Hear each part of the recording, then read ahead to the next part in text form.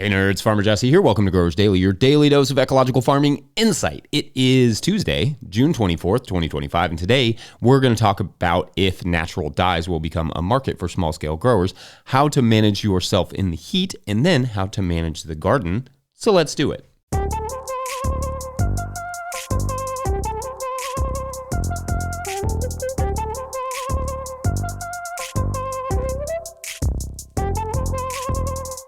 All right, happy Tuesday, y'all. I hope everyone is doing well. It is hot here, which in fact, for yesterday was mostly fine. Hannah and I got some lettuce in the ground early and covered that with some shade cloth to protect it, and then harvested the garlic before it got too painful outside, because it did kind of get there in the early afternoon.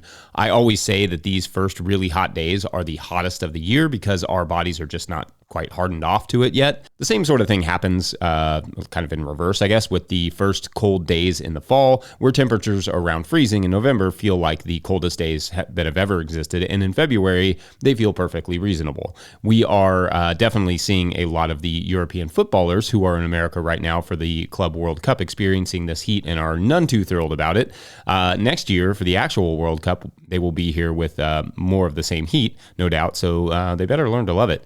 Anyways, so yes, it is hot here. It's probably hot where you are, or will be at some point, save for our Southern Hemisphere friends for whom it is winter. And I thought I would take the day to not only talk about how to survive the heat. No, heat is a part of this job, so the approach shouldn't be to just make it through the heat, though obviously that's a big part of it, but to thrive in it as much as humanly possible, given the safety and all other manner of responsible caveats. Anyway, in this first segment, I'll talk about taking care of you, the farmer, and or your crew. Then in segment 3, we'll talk about the, protecting the veggies. All right, so the farmer is a critical part of any farm, and you must take care of yourself for the farm to function, but just hoping that it's not going to be hot is, well, it's not the best approach to farm management. It was not that long ago that I took a question about what to wear in the summer, but just to recap the clothing side of things, a straw hat is essential, something wide-brimmed and capable of casting some shade, not to be confused with throwing shade, which is a totally different thing. In drier regions, you can get away with a thin hoodie to keep you cool, but here in the humid east, that can be a bit suffocating. Our humidity right now is around 80%, so yeah, not easy. Instead, a light and lightly colored long sleeve shirt with a straw hat combo is effective for keeping you cool and from getting too much sun.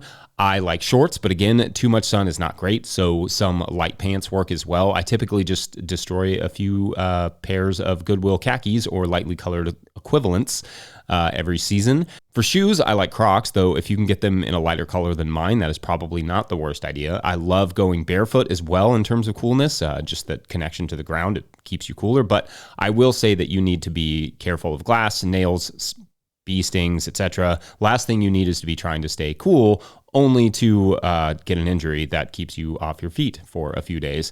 And for whatever reason, some previous tenant of our current farm was like, well, this seems like a good place to bury some broken glass. Basically everywhere on our farm. So that's neat, but it basically means I don't get to go barefoot here like I used to on our other farms. And sunglasses too, because you have to look cool farming. Duh, that's the only reason. Now, drinking water is key, but electrolytes are important as well. There are some electrolytes you can purchase, like packets of stuff you mix in, I don't know. But we just make our own and or mix some juice into water with a pinch of salt. I'll share a link in the show notes with some proven recipes. Planning your day is a surprisingly important part of managing the heat for yourself. For instance, planning to do the hard stuff in the morning on the hotter days, like cultivating or moving compost or planting or pulling garlic. And leaving the afternoon for, say, seeding in a shady area is a good idea, even if that breaks up your typical schedule.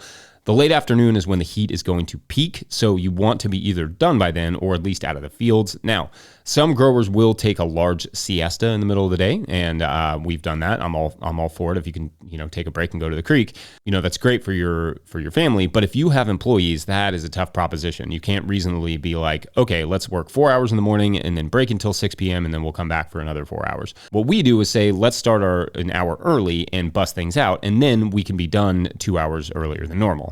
Just have it a shorter day, hard and fast. So basically start earlier, but also shorten the day and just try to get done as much as possible for their safety and for ours. Note that also when we had employees, we paid a salary so that they weren't losing hours of pay when we shortened the days.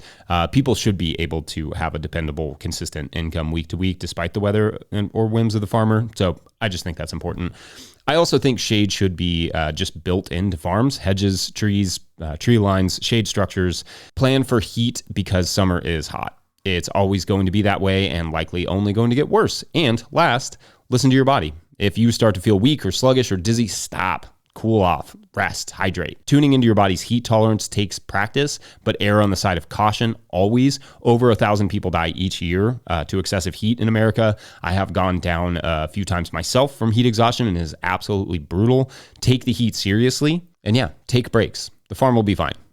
It's not growing that fast anyway in the serious heat. It's wanting to chill too. What else would you all add? I'll be curious to hear. Otherwise, it's break time. And then when we come back, natural food dyes and farming, BRB.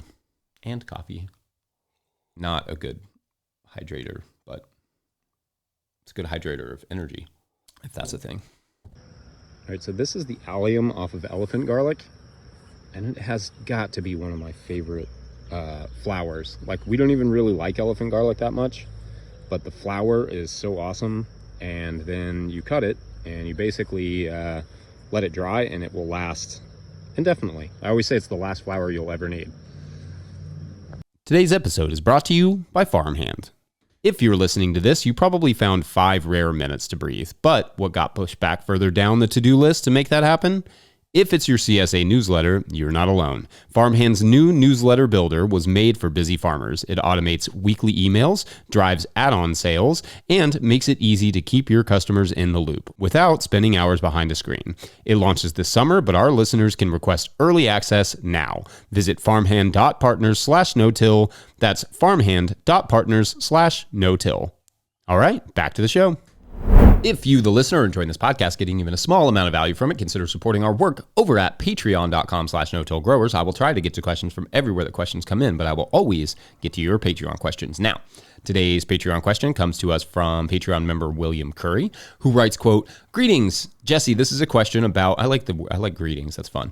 Anyway, "Greetings, Jesse. This is a question about the artificial dyes that are slated to be removed from American foods and products by 2027. Assuming that these companies will be looking for natural replacements to these dyes, is there anything you can think of that farmers could grow more of to meet that demand in the next 2 years?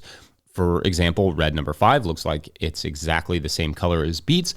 Could this be a potential new market with high demand? Do you think the potential profit would justify adding a few extra beds of stuff you don't normally grow? Thanks for the quality content. Be safe and stay well," end quote. All right, William, interesting and fun question here. Thank you. So let's back up a second. For those of you who don't know or maybe don't live in the U.S., Health and Human Services is the federal branch that oversees public health and healthcare in the U.S. And in April, they announced that they would be banning a certain range of artificial dyes from being used in foods. America is actually a bit behind on this. Europe and the UK have restrictions and or bans on various food dyes already. And although some of the claims made about these dyes aren't exactly backed up by a ton of science, some of them are, and I think we can all agree we'd prefer our kids to not ingest any more random petroleum-based products than they need to. So, okay, if you're going to take colors away, what are they going to be replaced with, and does that present an opportunity for growers? Well, there are already quite a few natural dyes on the market, such as beets, as you mentioned. Those have been used for quite a while, and the demand will probably grow significantly, as you surmise. The FDA just fast-tracked and approved the use of 3 more natural dyes, in fact, including Galdieria extract blue, a type of red algae that carries a water-soluble blue pigment found in acidic volcanic hot springs. Another natural food dye that was approved is calcium phosphate, an obviously compound mineral of calcium and phosphate. That's a new source of white dye. Then there's also a bug called the cochineal that has a red pigment in their bodies and eggs. So I think that one is used for pink. However, according to the Associated Press and a link that I will put in the show notes, the bugs live only on prickly pear cactuses in Peru and elsewhere. Quote, about 70,000 cochineal insects are needed to produce 1 kilogram, about 2.2 pounds of dye, end quote. So not a lot that farmers could be involved with there. But the new one that is actually an agricultural product would be butterfly pea flower extract, which is a vining perennial native to the Indonesian island of Ternate. but can, at least theoretically, be grown in tropical or subtropical regions, as well as temperate regions as an annual, though I'm not sure it would be worth it financially for the labor and time involved, but theoretically possible. Typically, how it would work with these production of these sorts of dyes, or really any large-scale agricultural products, is that big companies would contact their growers and contract out the crop they need. There's a good story about how one of these companies, Sensient Technology Corp., they are racing to meet the new demand, according to that same AP story that I mentioned. These companies buy significant quantities depending on the product, millions and millions of pounds of beets in this case, from all over the world. So the likelihood that small growers could get in on this growing market is pretty low on a large scale. And frankly, unless you are set up for commercial production, large scale, competing with wholesalers out in like California or in another country is not something I would fully recommend, especially not in this case where the profit margin is going to be exceedingly low, I would imagine. Now, would there or could there be an opportunity to create your own batch of niche natural dyes? Maybe. Potentially there's something there if you have a commercial kitchen and are willing to jump through the regulatory hoops. I can't say I've ever seen a natural food-based dye at the farmer's market before, but it could be an option, could be cool.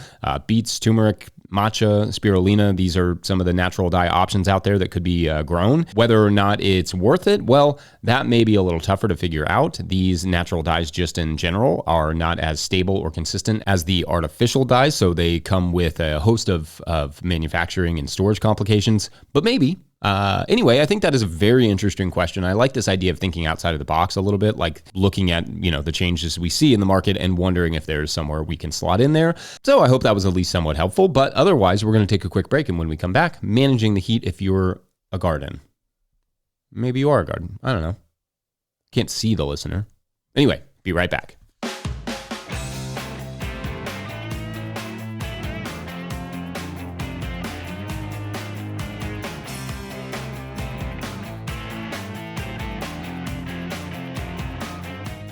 Today's episode is brought to you by FarmRaise.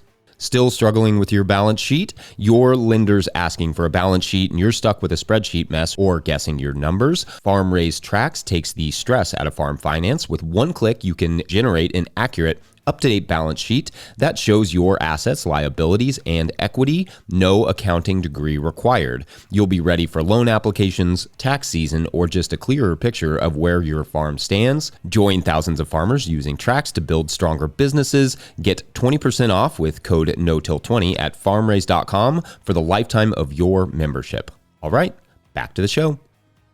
All right, so now that we've taken care of you as the grower when it comes to heat, let's manage the garden. Now, there are a few levels that need to be considered in terms of heat. So that would be like below the surface, on the surface, and the air around the plants. When the soil itself is above a certain temperature, especially for shallow-rooted crops like lettuce, stuff will stop growing.